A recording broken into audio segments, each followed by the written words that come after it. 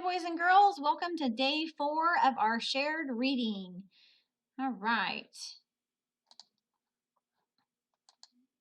Learning goal. Students will use text evidence to identify correct answer choices. Success criteria. I can successfully identify correct answers and support that using text evidence. Right.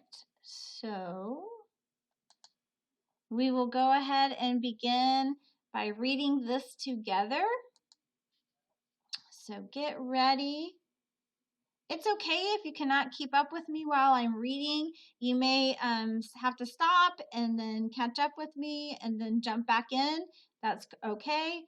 Try not to go too quickly and ahead of me. Try to stay with me as I read and pay attention to that punctuation and pausing in the right spots and pay attention to that. All right, here we go. Tectonic plates.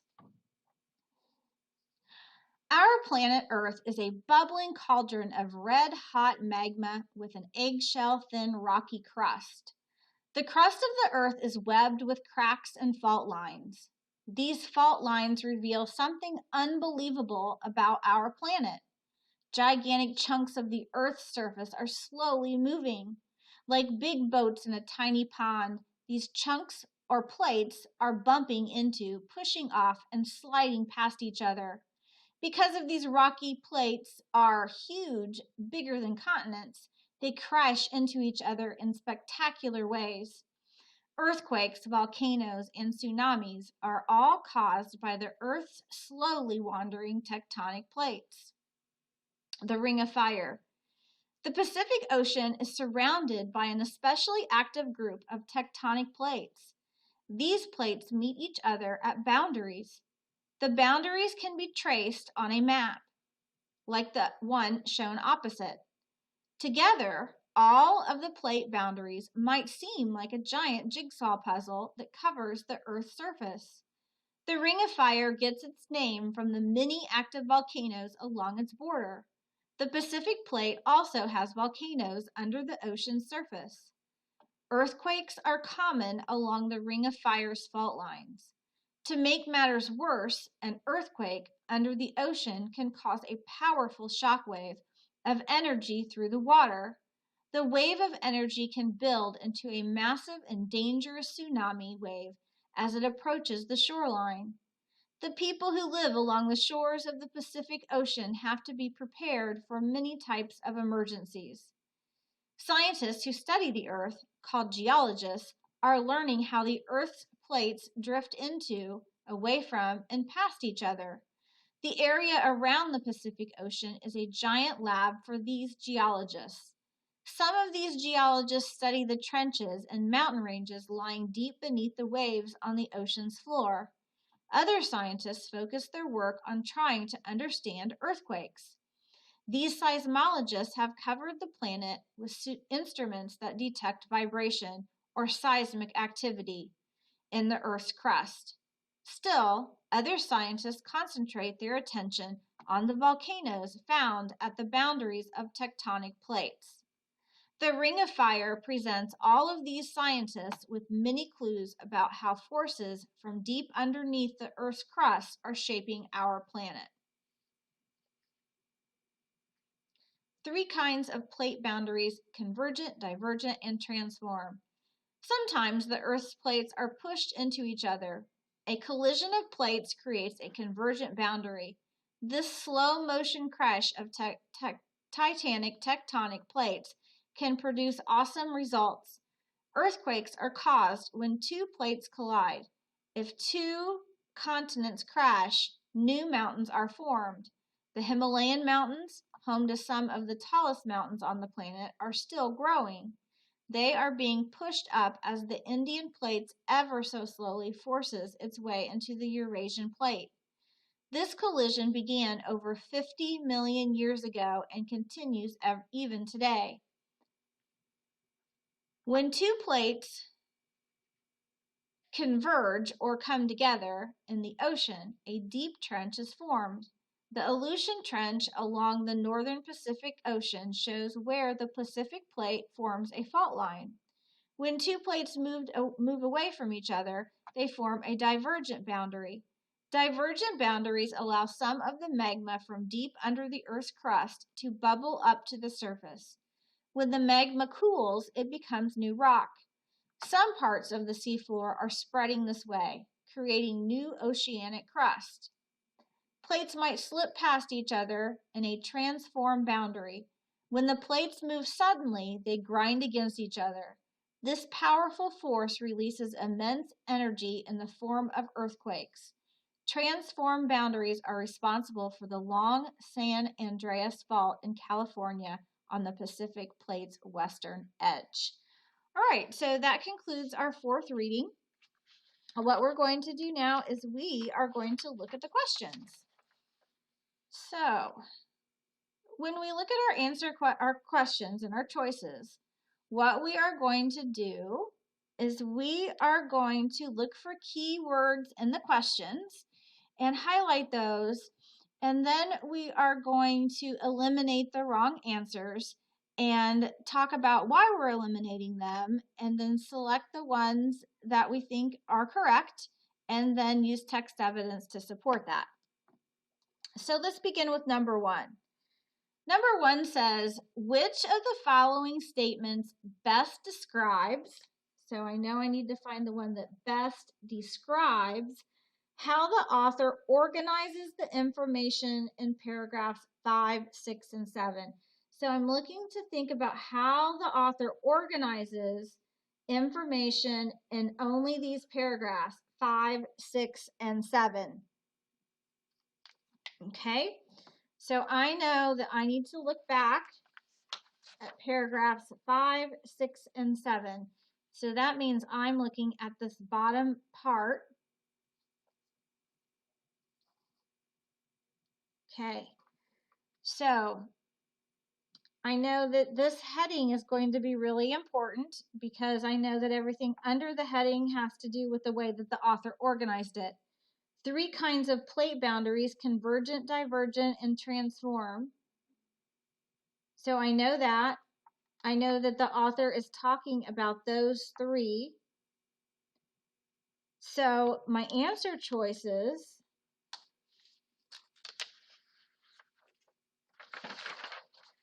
are A, the author classifies each boundary by describing the direction of tectonic plate movement. Well, did the author do that? Describe the direction of the tectonic plate movement? Well, with the convergent, he did say that it's slow motion crash. It's a slow motion crash. With the divergent, in the text, it says that some parts bubble up to the surface in the magma. So he is talking about how the 2 plates move away from each other. So that is also about movement. And then the transform boundary, it says plates might slip past each other and the plates move suddenly. So that first one could be it, because the author does do that. Now I know that I can't just stop there, that I have to look at the best answer choice, correct? So I'm going to put an M for maybe here, because that could maybe possibly be the answer. Sometimes there's 2 kind of correct answers, and I want to make sure I get the best one. The author compares the speed of convergent, divergent, and transform boundaries. I don't really think that this is a comparison of the boundaries. I think it's more describing the boundaries. So it's not saying one is this way and the other one's this way. It's more of a description. So that would not be it. So we can eliminate B. The author describes how convergent plates cause earthquakes and volcanoes. Well, the question is, which of the following statement best describes how the author organizes the information in paragraphs 5, 6, and 7? The author does do that in paragraph 5, but the question's asking about 5, 6, and 7. So this one doesn't ask the question being asked. So that one's going to be wrong and out. The author lists each boundary in order from most active to least. Well, this one is pretty active, but let's reread the question and make sure that it answers the question again. Which of the following statements best describes how the author organizes the information in paragraphs 5, 6, and 7? This says, sometimes the Earth's plates are pushed into each other. And it's giving a really great description of how the convergent plates are moving. And then it goes into divergent, and it also describes how those are moving. So even though I think that the last one, this one does slip, it says that it can form an earthquake, and earthquakes aren't the least. It says the author lists the boundaries in order from most active to least active. Well, an earthquake is a pretty bad way to move, that to least active. So I don't think that that would be a very good answer. Plus, it says the San Andreas Fault in California, and that's a pretty bad fault. So I don't think that that would be the correct answer choice either. So that leaves us with A being the best answer choice. Okay? The author uses the analogy of boats in a pond in paragraph 1 as a way to, all right, so let's go back to paragraph 1 and find boats in a pond. And it's right there. Oh, we skipped a question. We need to go to 2. We were on 3. All right, let's go back to this one. From reading paragraph 4, let's highlight our keywords. Paragraph 4, the reader can tell that scientists study, okay, I'm talking about scientists, study the tectonic plates of the Pacific Ocean because, so those are our keywords. I look in paragraph 4, I'm wondering why scientists study tectonic plates of the Pacific Ocean. All right, so I'm looking for text evidence in paragraph 4. My first answer choice is geologists are concerned with being able to predict the next big earthquake. Seismic activity along with many different fault lines, trenches, and boundaries in the Pacific Ocean give geologists a lot of interesting material to analyze. The Pacific Ocean is close to the United States Geological Agency, and there is a unique type of transform boundary that causes earthquakes in California. All right. Well, let's look at paragraph 4.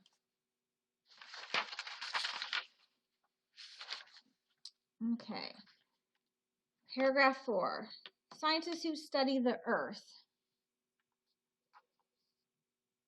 are called geologists. And it says that seismologists are the ones that have the instruments that study the activity. So F can't be correct because it says geologists are concerned with being able to predict the next big earthquake. That's not geologists, that's the seismologists, so that one can't be right. G says seismic activity along with many different fault lines, trenches, and boundaries in the Pacific Ocean give geologists a lot of interesting materials to analyze. That could be correct. That's a maybe. All right. Seismic activity along with many different fault lines, trenches, and boundaries. That was in the text. H, the Pacific Ocean is close to the United States Geological Agency.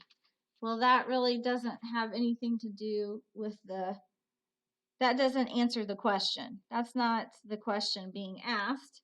So I know that can't be it. We have to make sure we're answering the question being asked. There is a unique type of transform boundary that causes earthquakes in California. There's no text evidence that even supports this. So that can't be correct. So that means that G must be our correct answer because there's text evidence to support that. All right, now we're on number 3. Number 3, the author uses the analogy of boats in a pond in paragraph 1 to, now we've got this keyword analogy, and we worked with analogies a lot. We know all about those. And it's boats in a pond, and it's paragraph 1. So let's find that. Paragraph 1. Like big boats in a pond, these chunks or plates are bumping into, pushing off, and sliding past each other. So, letter A, convince the reader of the dangers of visiting the Ring of Fire. Well, that can't be it because that's in paragraph 2. Okay, and this is asking about paragraph 1. All right. And then let's look at B. Understand the forces that create a tsunami in the Pacific Ocean. Well, that doesn't fit the analogy because boats in a pond are being compared to,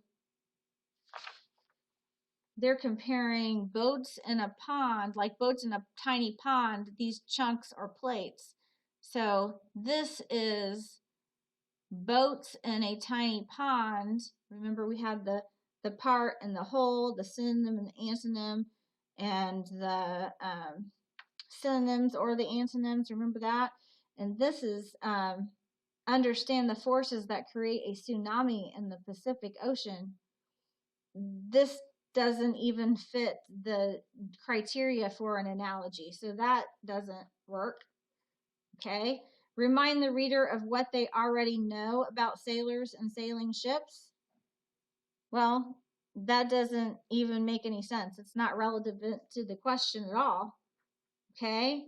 Help the reader visualize the different ways that tectonic plates move. Well, if I'm thinking of a tiny boat in a pond, a boat in a pond, that does help me visualize those tectonic plates. So yes, that would be a great comparison. So yeah, that's why the author uses that. All right, number 4, let's look for key details or keywords. Based on the information in the selection, what can the reader infer? And when I'm making an inference, I use background knowledge and the text about life on the shores of the Pacific Ocean. Okay, well, so people who live along the Ring of Fire are braver than other people. Well, when I make an inference, I have to use my own background knowledge, my own experiences with what was in the text. Is there anything in the text? If I'm reading people who live on the Ring of Fire, along the Ring of Fire, are braver, that's, when I say something's braver, that's more of an opinion. Okay, that's not an inference. Okay, there's nothing in the text that would support that. So that can't be it. There are fewer cities along the Ring of Fire and more people live on islands. There's nothing in the text that would support that either. Remember, inferencing, you have to use things from the text plus your own background knowledge. There's nothing in the text that says that. All right. People along the Ring of Fire spend more time and money planning for dangerous situations than people in other regions. Well, let's see. There was some text evidence that said, for example, tsunami hazard zone in case of earthquake, go to height, and there's some text evidence that would support that. And then we also have here the people who live along the shores of the Pacific Ocean have to be prepared for many types of emergency. So we do have text evidence here. We have it here and we have it here. So that would support this answer. People along the Ring of Fire spend more time and money planning for dangerous situations than people in other regions because it says they have to be prepared. If they have to be prepared for those types of emergencies, then that means they're going to have to buy things like generators and first aid supplies. They may have to have plans for another place to live in case they can't live in their home anymore, and extra blankets, food, those kinds of things. So they have to have those kinds of plans. So yes, that would be something that could be a maybe. And then let's look at J. School children in cities along the Ring of Fire are more fearful than other children. Well, I don't, that is something that is another opinion. Because if they've lived there their whole life, maybe they're just used to living there and that's their way of life. So that is another opinion, and there's no text evidence to support that. So the correct answer must be H. Okay? So remember, you have to have the text evidence to support your inference. All right, number 5. What do convergent and transform boundaries have in common? Convergent, transform boundaries have in common. That means that are the same. Okay, well, number 5. They both create trenches in the ocean. Well, let's look. Do they both? Convergent is here and transform is here. So I'm going to look at those. Do they both create trenches?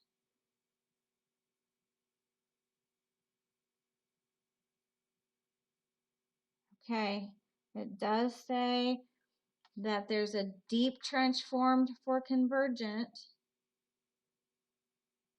And it does say the same thing for the other one too. Yes. So I'm finding text evidence for both of them. This is what, number 5?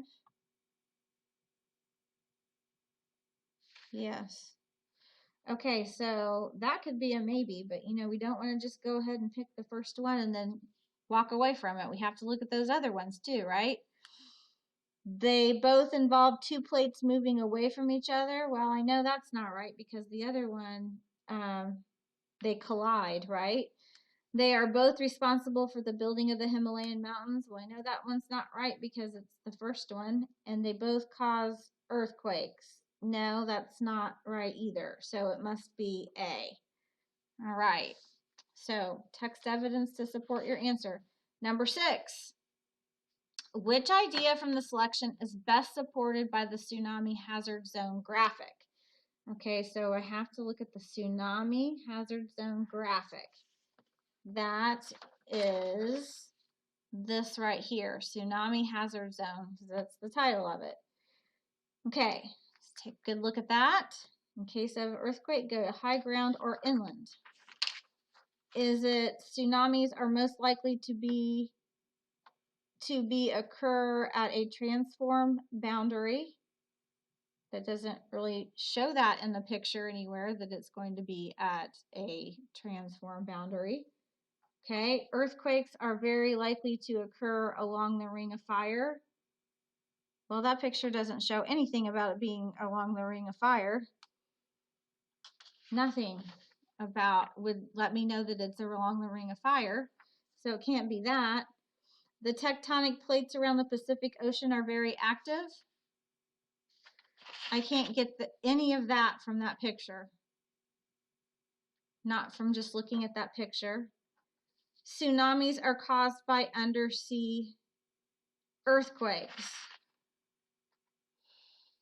Well, if I look at this and think of this as water, and it says in case of earthquake, go to high ground or inland, then that's the only thing that would be the closest to the correct answer.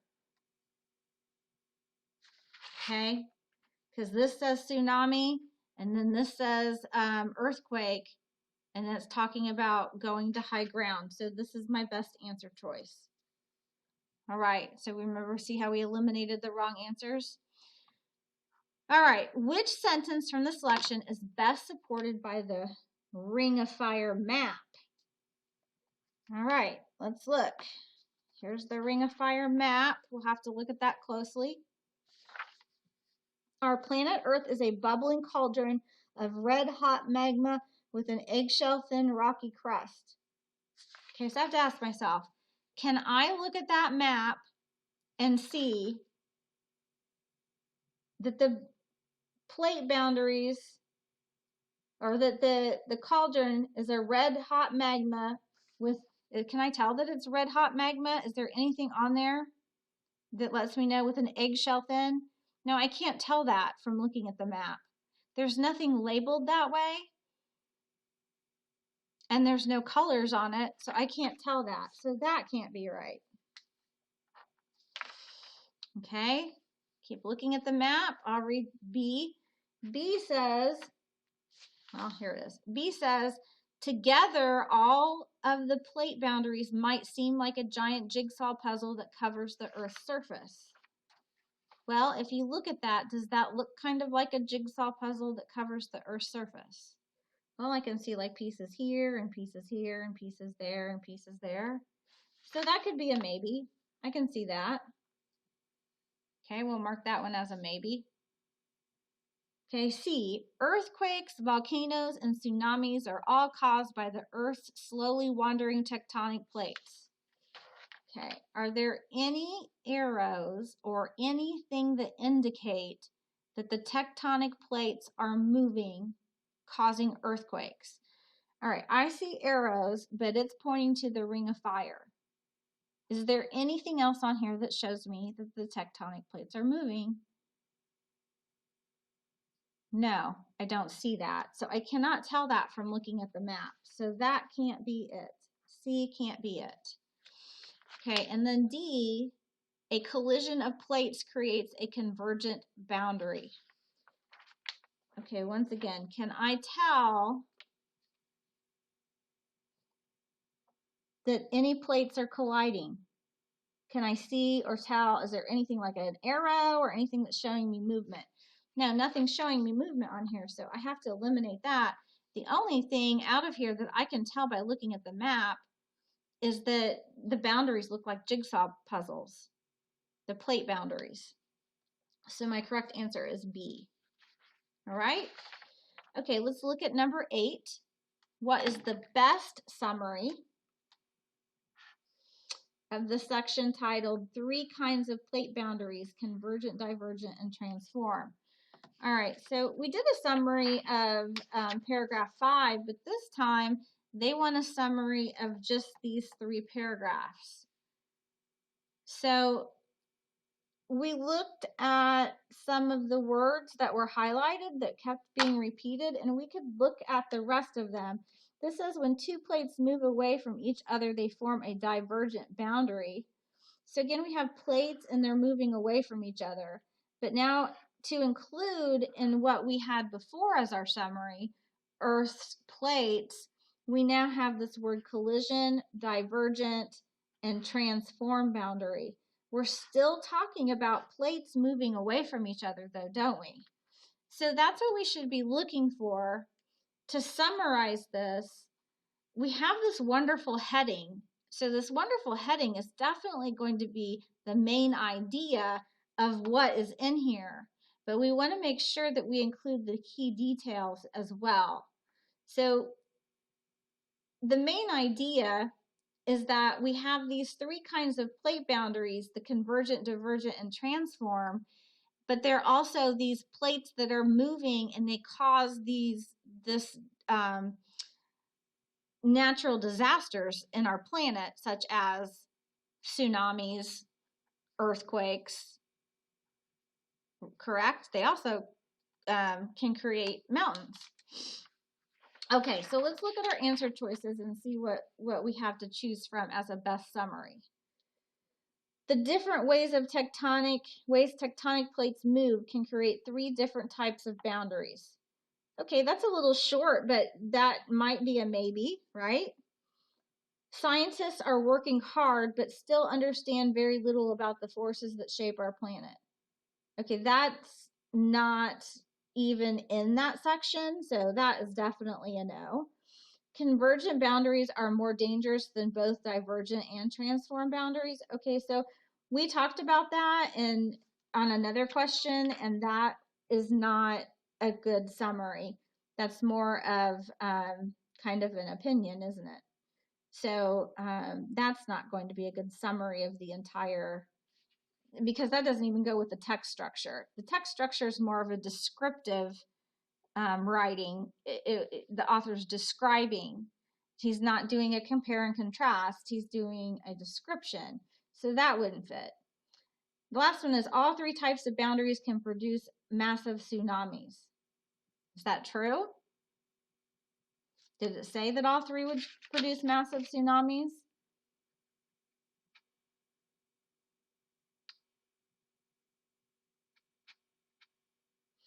This one says it can create a new oceanic crust.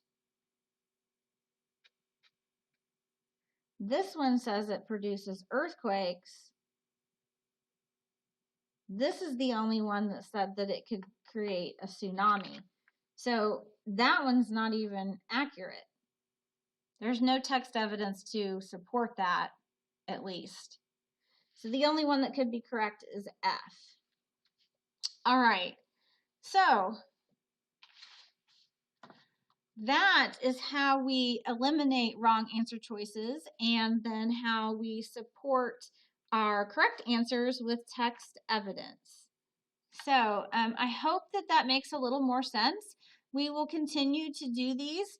Tomorrow, what you will be doing is you will be looking at another star passage, but it will be one that you haven't seen before and that we haven't done. We haven't done multiple reads.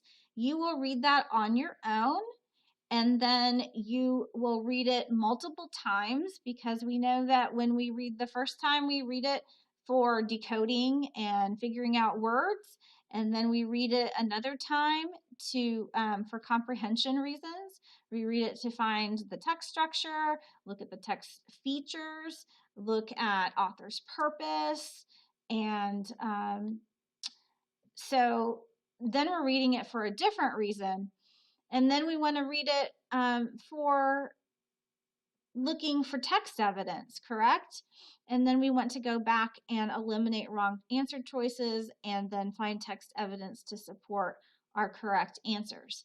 So it will be what we call a cold read, and it will be a passage that you haven't seen before, but you need to use these same strategies that we've worked on all week. And good luck. I hope you do really well. I know you can do it. If you have any questions, reach out to your teachers. Have a great day.